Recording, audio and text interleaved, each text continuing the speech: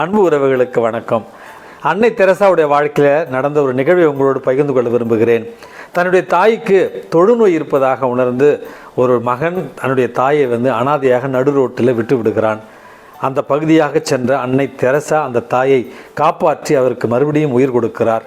உயிர் கொடுத்து மறுவாழ்வு பெற்ற அந்த அன்னை தன்னுடைய மகன் மீது மிகுந்த கோபத்தோடு இருக்கிறார். காலங்கள் கடந்து செல்லுகின்றன.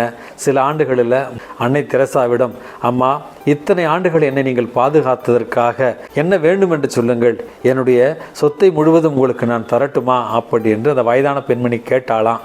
அதற்கு அன்னை தெரசா, அம்மா, நீங்கள் சொத்து எதுவும் எனக்கு தர வேண்டாம், உங்களுடைய மன்னிப்பை உங்களுடைய மகனுக்காக எனக்கு தாருங்கள் அப்படின்னு சொல்லி அந்த தாயை மகனை மன்னிக்குமாறு அன்னை தெரசா வேண்டினாலாம். கண்களில் கண்ணீரோடு, நீங்கள் பெற்றெடுக்காத ஒரு பிள்ளைக்காக இவ்வளவு வேங்குகிறீர்களே, கருணையை கருதாங்கி பெற்றதால் தானோ உங்களை எல்லோரும் அன்னை தெரசா என்று சொல்லுகிறார்கள் என்று சொல்லி என் மகனை மனதார மன்னிக்கிறேன் அப்படி என்று அன்னை தெரேசாவுக்காக தன்னுடைய மகனை மனதார மன்னித்து மகிழ்ச்சியோடு மரணித்தாராம் அந்த தாய். பல நேரங்களில் சந்தர்ப்ப சூழ்நிலைகளால் மற்றவர்களை மன்னிக்காத ஒரு நிலையில் நம்ம இருப்போம்.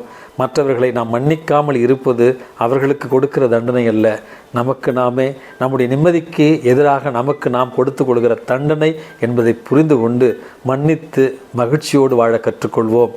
இந்த நாள் உங்களுக்கு இனிய நாளாகட்டும். வணக்கம்.